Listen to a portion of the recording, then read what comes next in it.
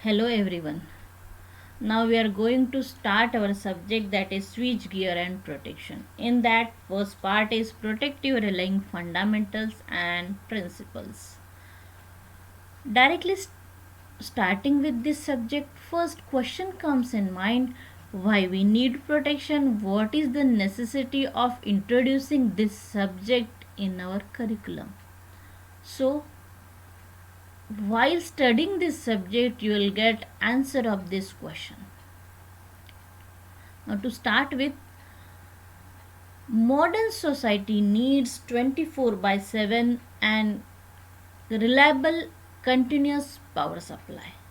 So being a electrical engineer, we need, or it is our responsibility to provide continuous reliable power supply.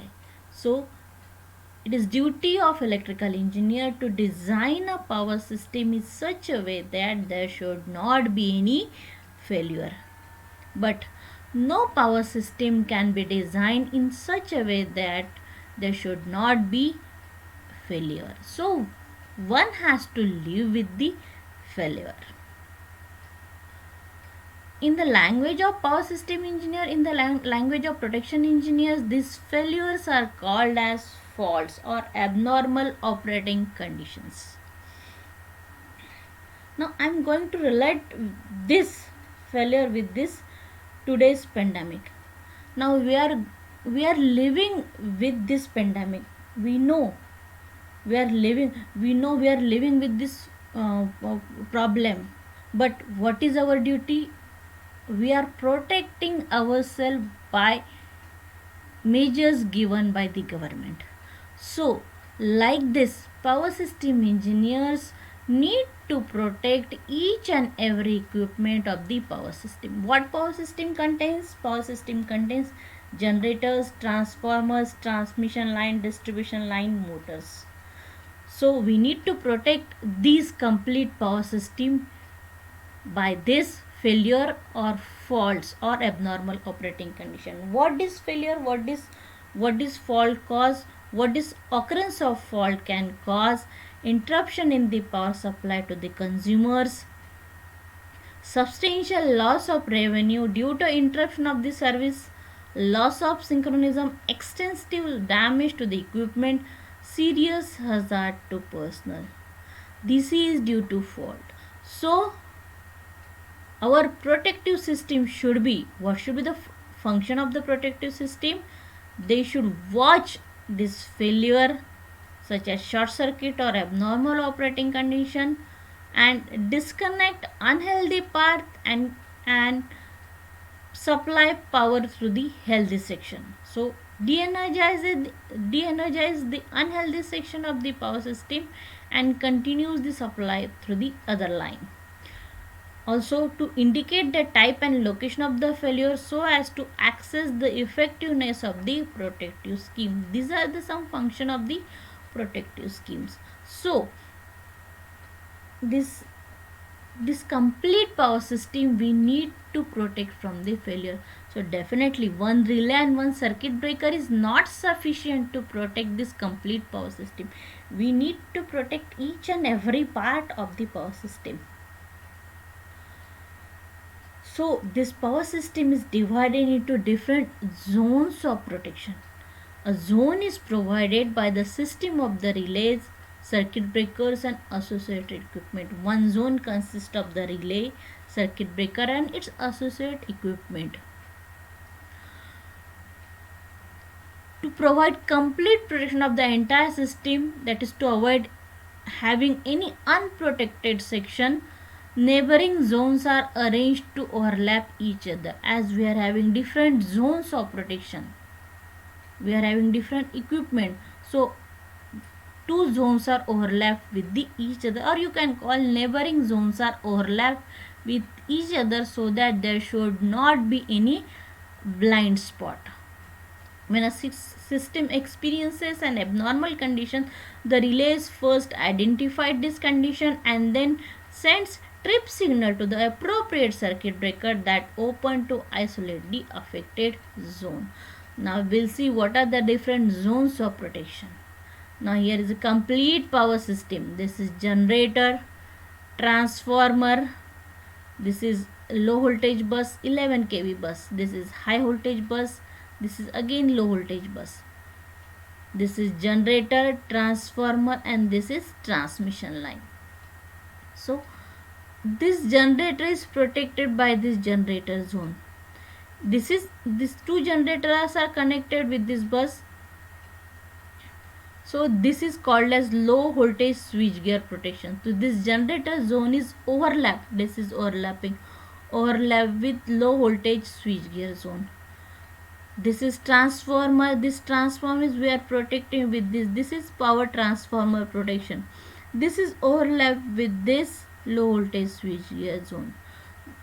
That means these zones are overlapped. You can see here each zone is overlapped with the neighboring zone.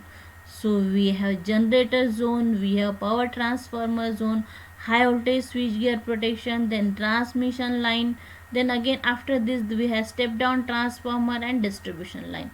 So this complete power system is get divided into different zones of protection. As earlier we have seen, this complete power system divided into different zones of protection. So each zone consists of a combination of relays and circuit breaker. So which type of relay, what is the requirement, what is the quality of that relay, that what is the necessity, what is the important factors of that relay should have, what qualities that relay should possess, how the relay should get manufactured. So that these are the different, in this we'll see what are the different qualities or different requirement of the protective system. First, selectivity. What this, the name itself tells you, selectivity. Selectivity indicates the relay should able to select the zone of operation.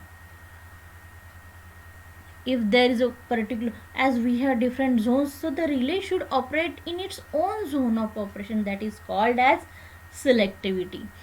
This is the ability of protective device to isolate only the faulty network of the power system from the healthy part to minimize the outage area and to maintain normal power supply to the rest of the system, to disconnect faulty part and provide a supply through the healthy part.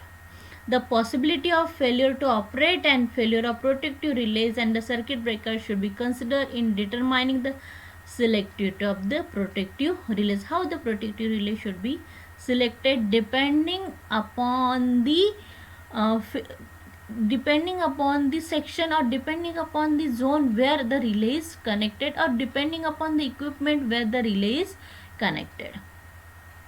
Second requirement or second quality is speed. How the relay should operate. So as soon as the fault occurs, the relay should operate. As soon as the fault occurs, the relay should operate.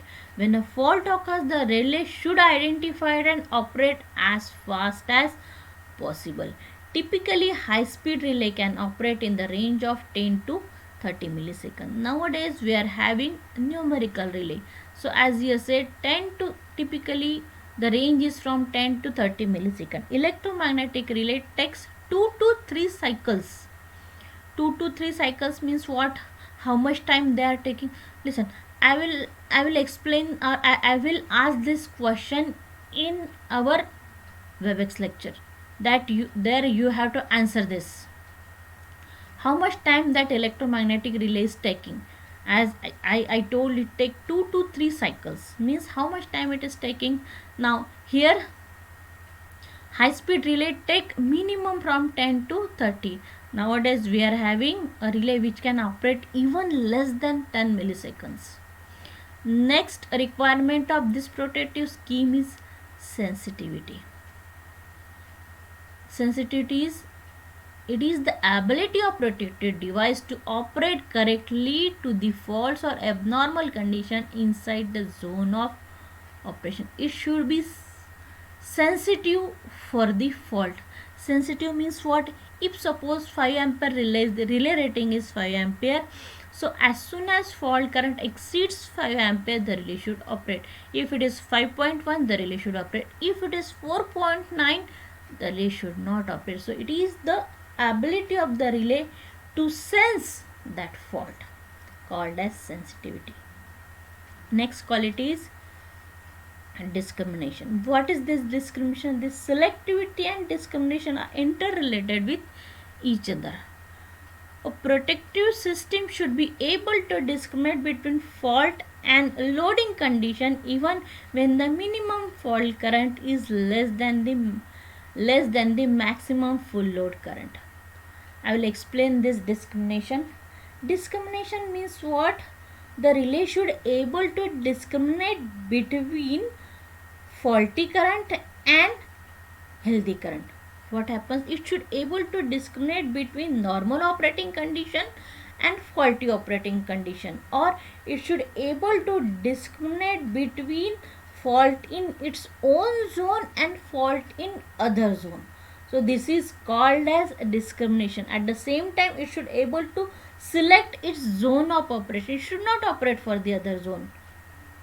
While discriminate, it should able to discriminate between own zone and other zone, faulty condition and non faulty condition. This is called as discrimination.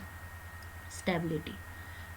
Next quality is stability. The protective system should be able to discriminate between fault and loading condition even when the minimum fault current is less than the maximum full current. So what is stability? The relay should be stable even though current flowing through the relay is greater than the normal current. But if that fault is not in its own zone, the relay should not operate. It is called as stability. It is called as stability. Still, I will explain this in our WebEx lecture and in our live lecture, what you call it as synchronous communication.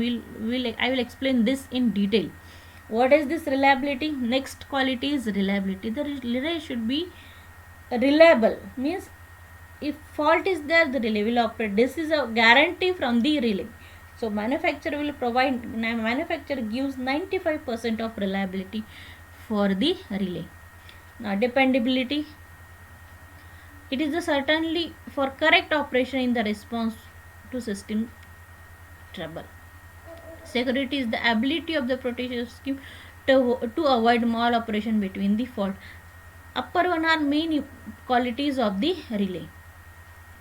Beside these 6 factors mentioned here, another important factor is economics of the power system relay. Means the relay should be economical, means it should have all qualities, although and as well the cost of the relay should be less. A good protective relay should combine both features of maximum protection and minimum cost. Moreover, some of these properties are contradictory to one another, and it is the duty of protection engineer to maintain balance among them when choosing an protection scheme for a particular application. Next requirement, unit protection and non-unit protection. What is unit protection? Unit protection scheme is that operate for a fault within its zone. Zone of protection is defined, that is called as unit protection. In simple words, here at two ends we have CTs. Zone of protection divided on the basis of CTs, and it includes every fault point inside the CT. If we are connecting CTs at the both end, then inside CT part it's your zone of operation. This scheme is generally applicable in differential protection. Non-unit protection, a scheme that achieves protection using grading of success relays, is known as non-unit protection. Here zone is not defined, depending upon the distance we are classifying it. So it is non-unit protection. Distance relays are based on this non-unit protection. Next requirement is primary and backup protection. As I told, one relay and one circuit, it is not sufficient. So if one zone have combination of relay, circuit breaker and associated equipment, in that one zone we may have primary and backup.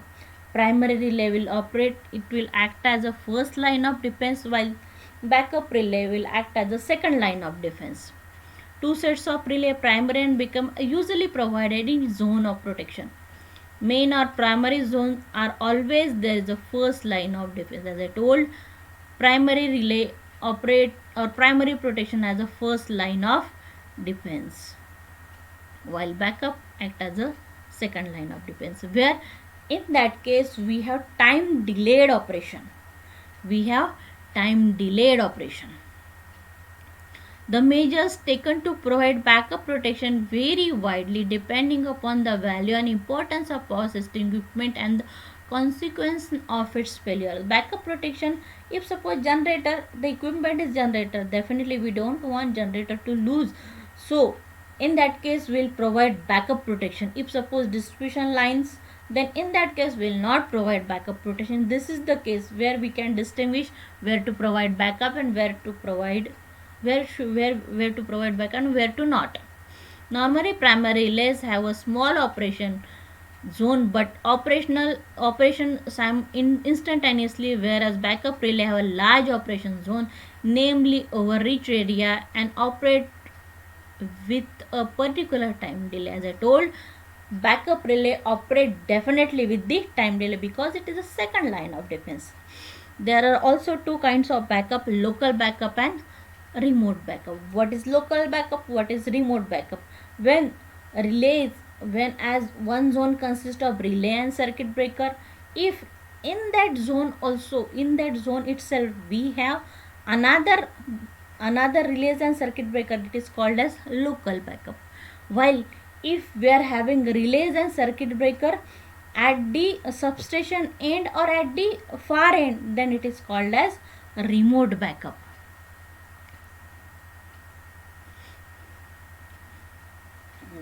Coming to the next point, that is stripping mechanism of the relay. As I told, we have in one zone we have relays and circuit breaker connected.